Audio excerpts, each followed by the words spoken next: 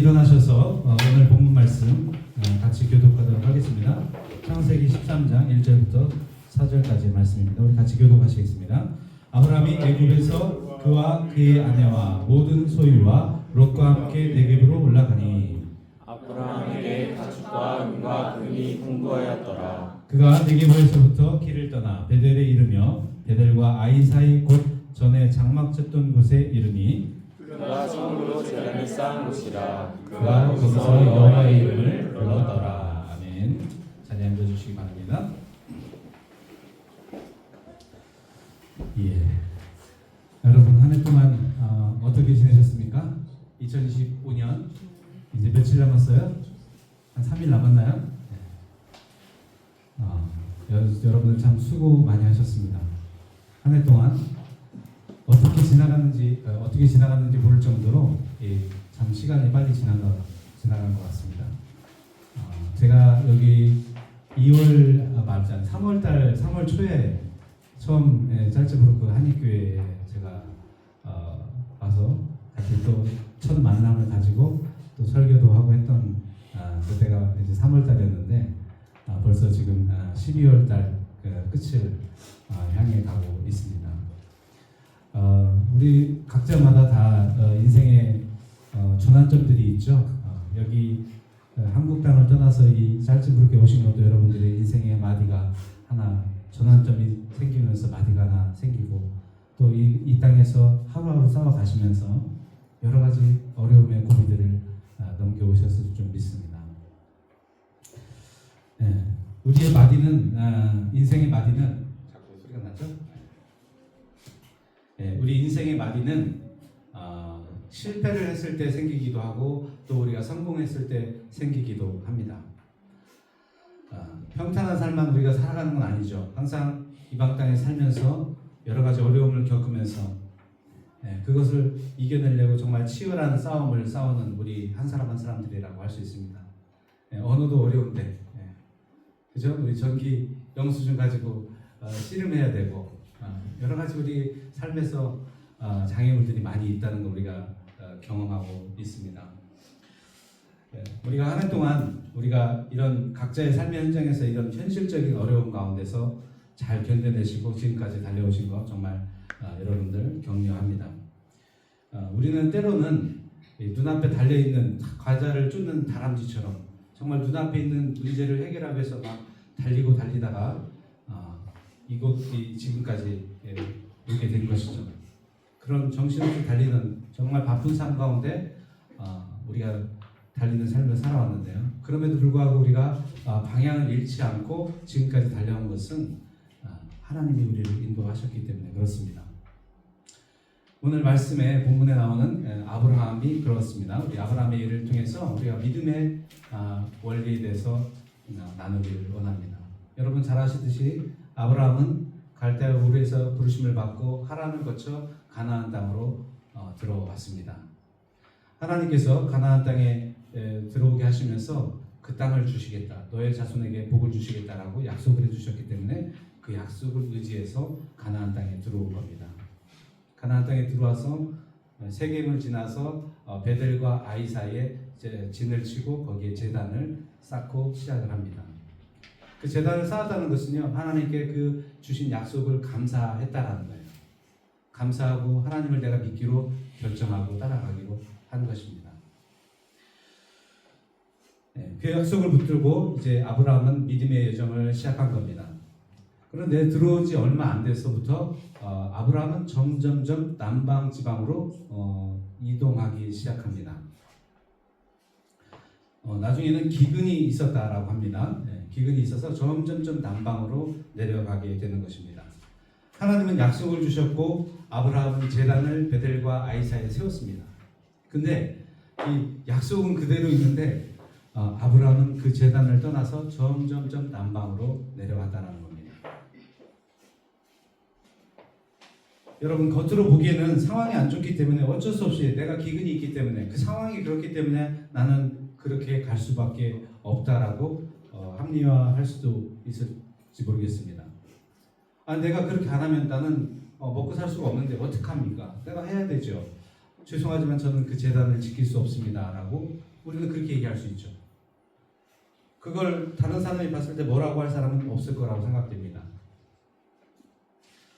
그런데 그 아브라함의 모습을 보면, 그 이면에 보면, 오늘 말씀에 보면 이 기근의 문제로 하나님께 기도했다라는 구절이 없어요.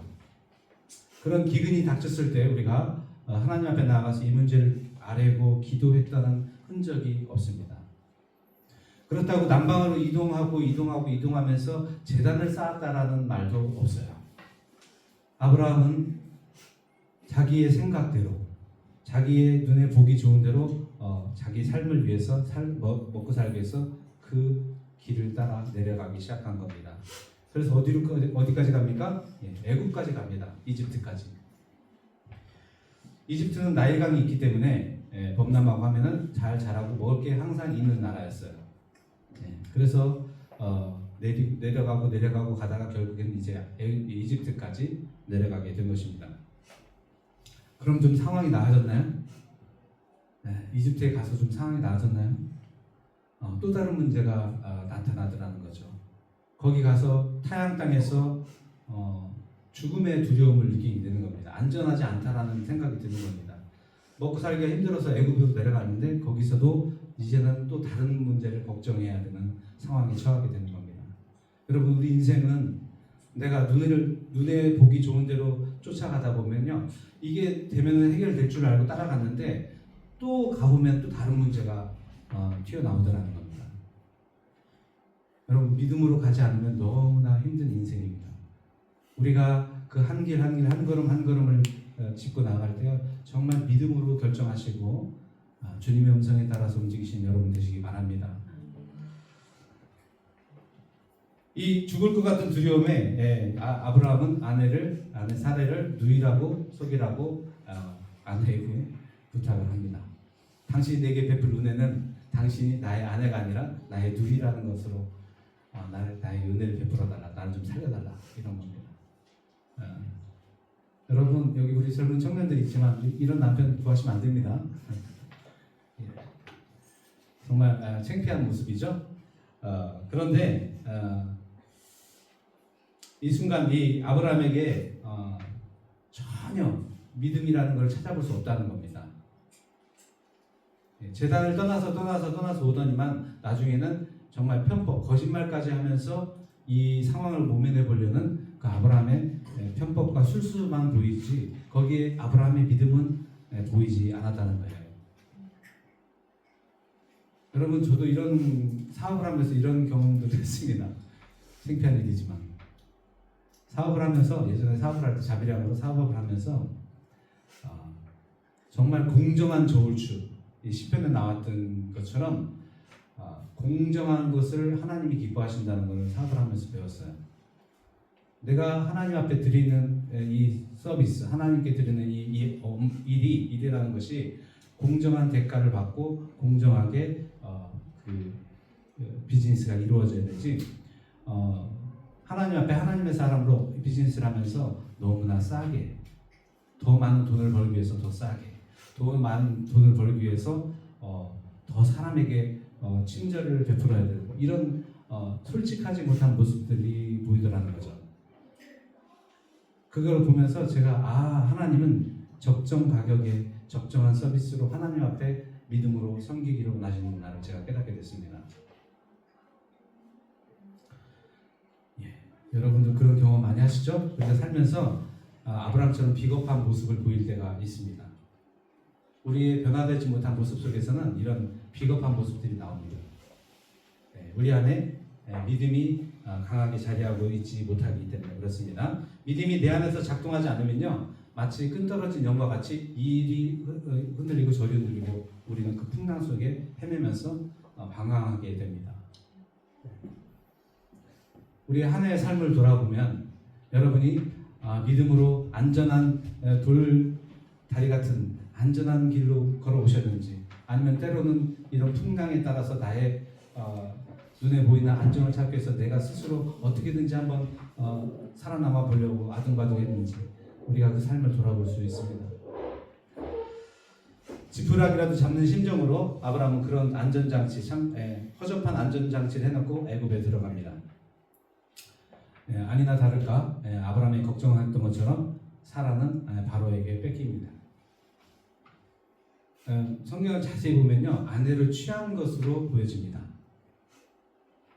다른 아비멜렉이라는 예제 또 한 번에 이제 거짓말하는 게 나오는데 거기는 취하진 않았어요. 거기서는 하나님께서 막아주시는데 여기 바로한테는 하나님이 사라를 바로가 취할 때 막아주셨다는 말은 없어요. 안타깝게도 이 자기 하나밖에 없는 사랑하는 아내를 뺏기고 그 밤에 아브라함의 마음이 어땠을까요? 한쪽 구석에서 눈물 흘리고 있지 않았을까요?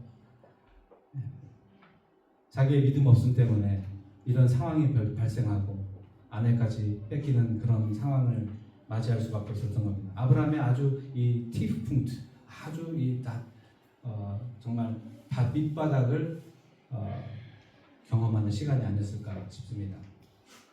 여러분, 우리도 이런 밑바닥을 우리도 경험할 때가 있습니다. 어떻게 하다 보니까 내가 뭐 그렇게 하고 싶어서 그런 게 아니라 어떻게 하다 보니까 나의 인성의 바닥을 보일 때가 있다라는 거죠. 이런 모습을 보고 싶진 않았겠죠. 본인의 이 비겁하고 참 믿음 없는 모습을 보이고 싶진 않았을 거예요. 우리도 마찬가지죠. 그래서 아브라함은 이 아내를 뺏기고 아내를 뺏은 대가로 바로는 아주 후한 선물을 줍니다. 아주 금은보화를 많이 챙겨서 줍니다. 엄청 많았다라고 그래요. 여러분, 이게 무슨 웃지 못할 상황입니까? 한쪽에서는 아내를 팔아가지고 뺏겨가지고 있고 한쪽에서는 금은보화를 주는 거예요.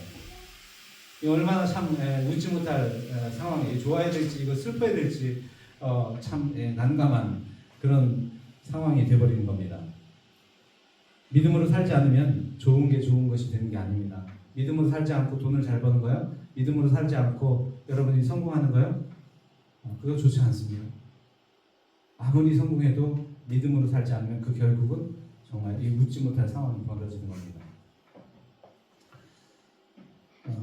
그나마 하나님께서 개입하셔서 아브라함의 아내 사라를 바로에게서 빼앗아서 다시 돌려주십니다. 하나님이 개입하지 않으셨다면 이거 사라를 돌려받을 수 있었을까요? 아브라함이 가서 내 아내니까 돌려달라고 했을까요? 말했다간 죽을 거 아니에요. 겁이 많아가지고 자기 아내 찾지 못하고 그냥 울면서 한탄했을 것입니다. 이 아브라함은 그 바로가 준 이 금은보화를 가지고서 다시 가나안 땅으로 돌아옵니다. 먹을 것은 충분히 생겼습니다. 그러나 이 상처진 마음을 안고 돌아갈 수밖에 없는 거죠. 그래서 돌아와서 아까 처음에 제단을 쌓았던 베델과 아이 사이에 다시 정착을 하게 됩니다. 돌아왔습니다. 다시 하나님의 약속의 제단으로 돌아온 것이죠. 다시 돌아온 아브라함은 어떤 마음이 들었을까요? 자기의 이 정말 파란만장했던 이 애국 이 일정을 보면서 어떤 생각이 들었을까요? 약속의 제단 앞에 다시 섰을 때 내가 믿음이 없어가지고 이런 창피한 모습을 당했구나. 얼마나 내가 부끄러운지. 하나님의 약속의 제단을 떠나고 그냥 하룻밤의 꿈처럼 그 애굽에서 있었던 일들이 떠오르면서 내가 하나님을 떠났더니 이런 어려움을 겪게 되구나라는 것을 깨달았을 것입니다. 하나님 안에 거하시는 것이 얼마나 생명이고 축복인지 아브라함은 되새겨봤을 것입니다. 여러분, 우리가 세상에서 막 싸우면서 넘어지고 하면서 그때가 행복하세요? 아니면 주님 앞에 나와서 예배할 때가 행복하십니까? 아무리 하더라도 자식들도요, 나가서 고생하다가 집에 들어오면 엄마 아빠 집이 제일 편안합니다. 그렇죠? 우리 주님께서는 우리가 예수님 안에 거하기를 원하시는 거예요. 예수님 안에 예수님의 예배의 제단 안에서 그 안에서 약속을 붙들고 믿음으로 한 걸음 한 걸음 살아가기를 원하시는 겁니다. 여러분이 여러분의 인생을 스스로 혼자 살아가겠다고 뛰쳐나가지 않기를 원하시는 거죠. 마치 그 누가복음의 둘째 아들이 자기 유산 챙겨서 나가서 해봤자 결국 다 탕진하고 하나님께 돌아올 수밖에 없는. 여러분의 이 제단은 생명과도 같은 제단입니다. 아브라함은 그 제단에서 여호와의 이름을 불렀다라고 합니다. 여호와의 이름을 불렀다는 것은 하나님을 다시 찾기 시작했다는 거예요. 하나님을 다시 찾기 시작했어요. 하나님께 부르짖고, 하나님, 제가 이런 문제가 있습니다. 예전에는 자기가 어떻게 해보려고 그냥 자기가 단독을 했다면, 이제는 하나님께 나가서 하나님, 내가 이런 문제가 있어요. 하나님, 이거 해결해 주세요. 주님, 나에게 이걸 고쳐주세요 라고 기도하기 시작했다는 겁니다. 자신의 인생을 주관하는 분이 하나님이시라는 것을 이제 조금씩 인정하기 시작한 거예요. 여러분, 우리가 한 해를 돌아보면요, 여러분의 뜻대로 바뀐 게 많아요? 아니면은 여러분의 뜻과 상관없이 이루어진 일이 많을까요? 네. 생각할 시간을 드릴까요? 네. 여러분의 뜻대로 된 거는 사실 너무나 작죠. 그 나머지는 다 하나님께서 섭리하시고 인도하셔서 여러분을 지금 이곳까지 인도하고 계시잖아요. 내 인생, 내가 생각하는 척척되면 너무나 바랄 게 없겠지만, 우리에게는 내가 계획한 건 상관없이 예상치 못한 일들을 우리는 경험하고 한 해 동안 살아왔습니다. 하나님께서 우리 인생을 인도하고 계시다는 겁니다. 우리가 예배의 제단 안에 있을 때 그거를 깨닫게 되는 거예요. 하나님께서 나를 인도하시는구나. 근데 내가 예배 제단에 있지 않으면 우리는 내가 인생을 내가 살아가는 걸로 착각하게 됩니다. 예, 그래서 아브라함은 하나님의 뜻을 찾고 구하기 시작했습니다. 아브라함이 처음에 쌓은 제단은 원래 하나님께서 약속을 주시고 감사함으로 믿음으로 감사드렸던 그 제단입니다. 처음으로 약속을 붙들었던 그곳이죠. 이 제단은 무엇일까요? 이 제단이 의미하는 바가 뭘까요? 계시록 2장 4절에 보면요, 이런 말씀이 있습니다. 에베소 교회에게 하는 말씀인데요. 그러나 너를 책망할 것이 있나니 너의 처음 사랑을 버렸느니라. 그러므로 어디서 떨어졌는지를 생각하고 회개하여 처음 행위를 가지라. 만일 그리하지 아니하고 회개하지 아니하면 내가 내게 가서 내 주태를 그 자리에서 옮기리라. 이런 말씀이 있습니다.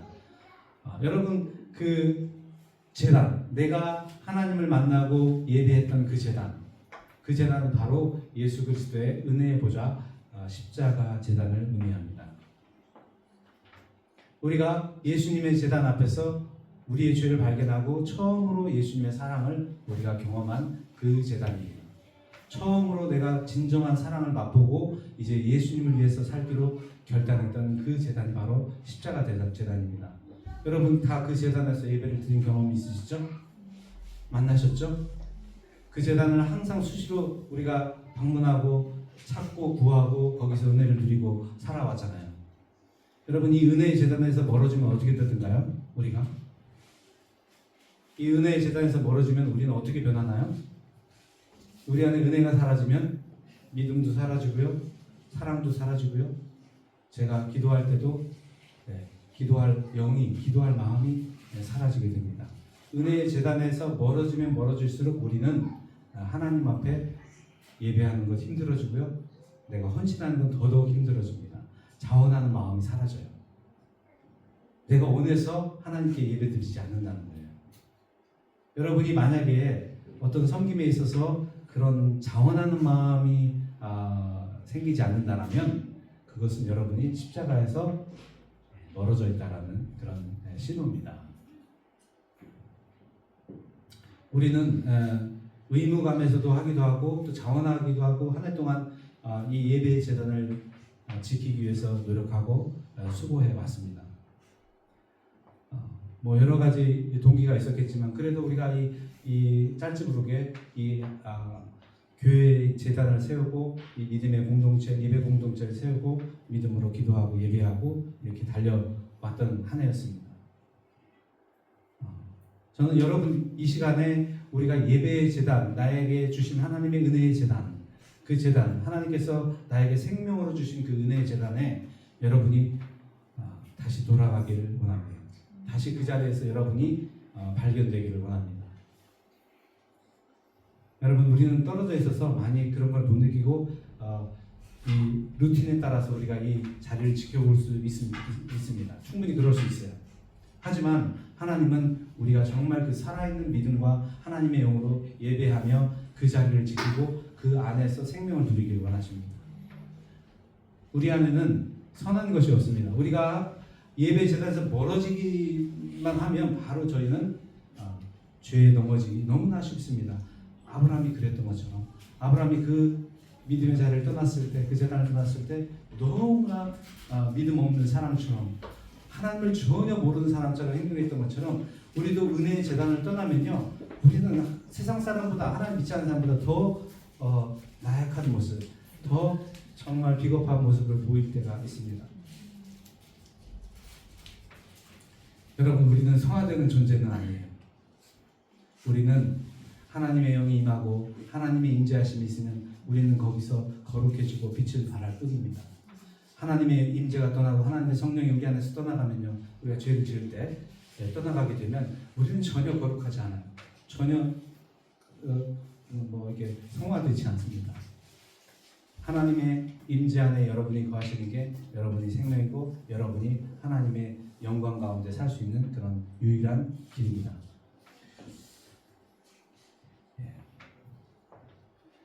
시편 51편 12절에 이렇게 말하고 있습니다. 주의 구원의 즐거움을 내게 회복시켜 주시고 자원하는 심령을 주사 나를 붙드소서. 이 시편 기자에게 하나님께 기도하면서 시편 기자가 주의 구원의 즐거움을 내게 회복시켜 달라고 기도하고 있습니다. 여러분, 구원의 즐거움, 자유죠. 우리 안에 주어지는 그 자유, 하나님의 은혜 안에 십자가의 앞에 섰을 때 내가 그 죄의 그 굴레에서 계속 갈등하며 힘들고 내 고통하던 그 사슬에서 벗어나는 그 자유함을 여러분 느끼게 되면 너무나 이 영혼이 기뻐집니다. 너무나 즐겁습니다. 여러분, 우리가 그 자유를 목표로 살아야 되지 않나요? 여러분, 죄에서 자꾸 넘어지면서 똑같은 죄를 내가 이번 주에도 올해에도 했던 거를 내년에도 가서 다시 또 회개하는 것, 물론 회개해야 됩니다. 회개해야 됩니다. 하지만 너무 마음이 힘들잖아요. 내가 이러고도 내가 하나님의 사람인가, 이런 생각하는 것보다 우리가 이 십자가에 가서 구원의 은혜를 다시 붙들고 예수님의 은혜로 인해서 내가 그 죄를 끊어내고 그 죄를 이기고 이제는 내가 그 중독에서 벗어나고 하나님의 뜻대로 살 수 있다는 그 기쁨을 누려 사는 것이 우리 하나님의 자녀가 살아가는 방식입니다. 우리에게 예배하고 준비하고 찬양하고 기도하고 또 우리 식사 섬기고 여러 가지 중요한 일들을 많이 하고 있습니다. 여러분, 그러나 하나님께서 보시는 것은 자원하느냐 아니냐를 보고 계십니다. 여러분이 자원해서 예배 자리에 나와서 섬기고 있는가? 자원해서 예수님을 사랑해서 예수님을 내가 만나고 싶어서 나와서 이 예배 자리를 지키고 있는가? 아니면 한국 사람 만나요? 어떤 의도로 왔는지를 하나님이 보시는 거예요. 근데 가장 기뻐하시는 것은 우리가 자원하는 마음으로 나올 때 하나님 기뻐하십니다. 자원하는 마음으로 나오시는 걸 기뻐하세요.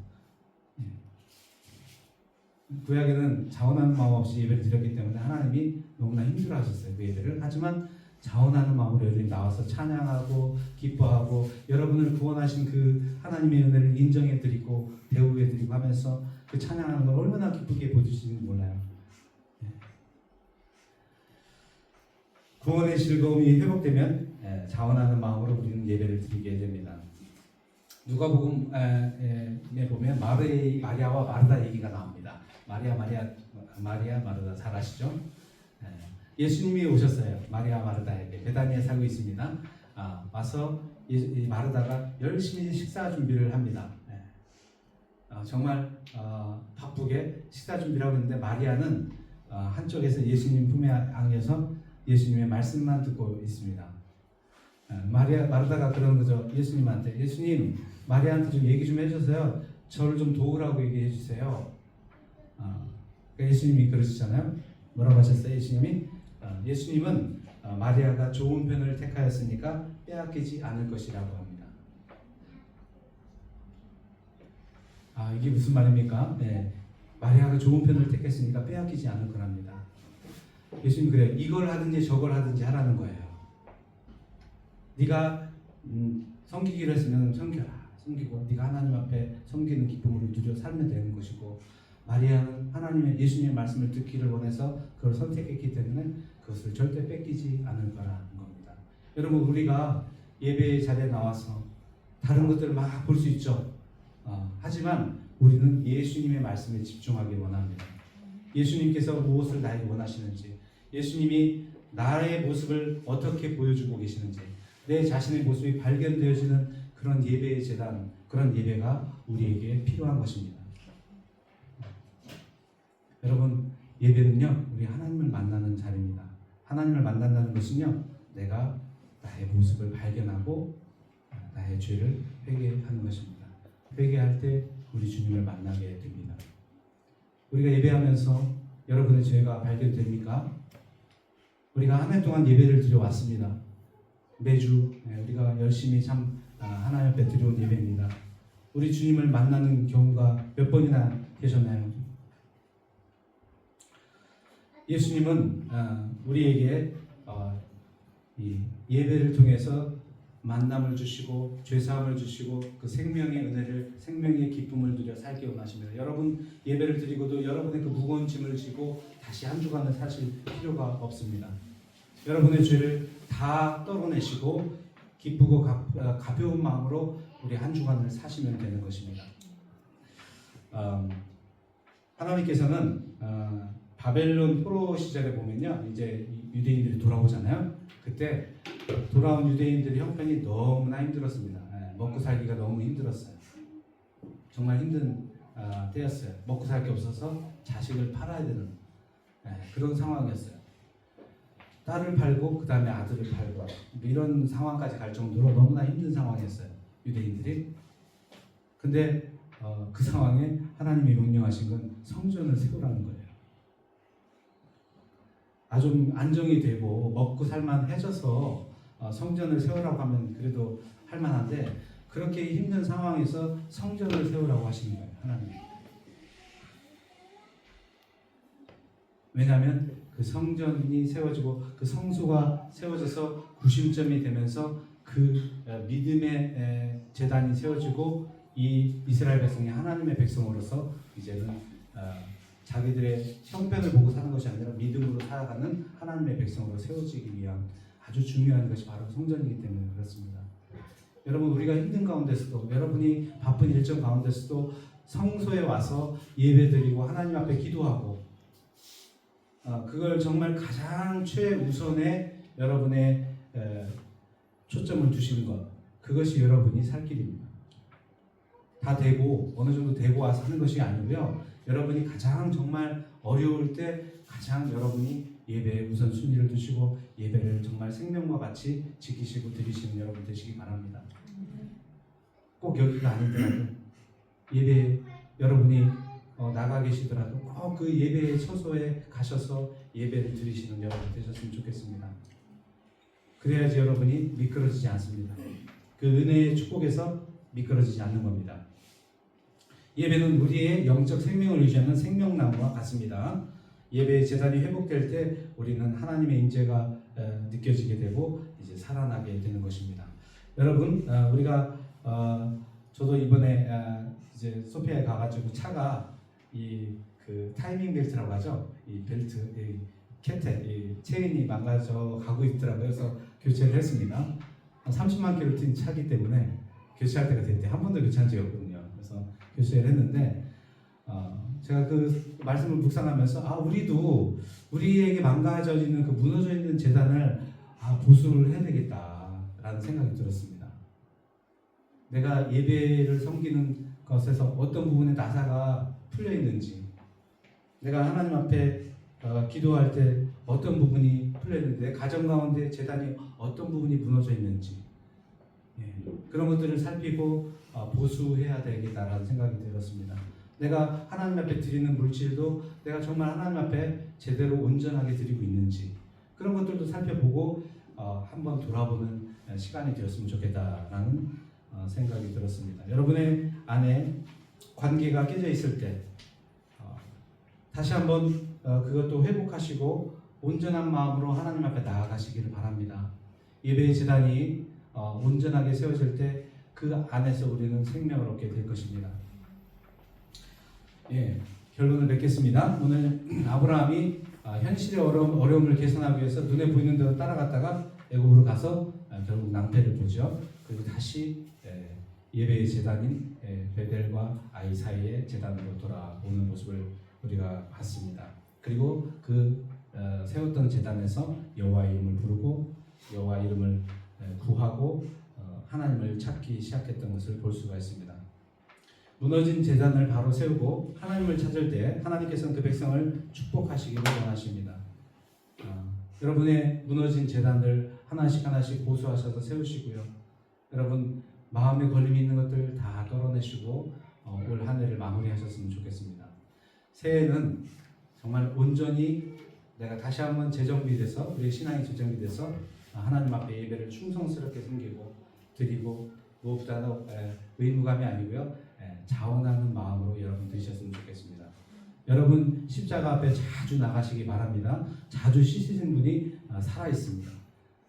그래야지 어떤 어려움에도 잘 대처해서 그런 상황에서도 잘 유연하게 대처합니다.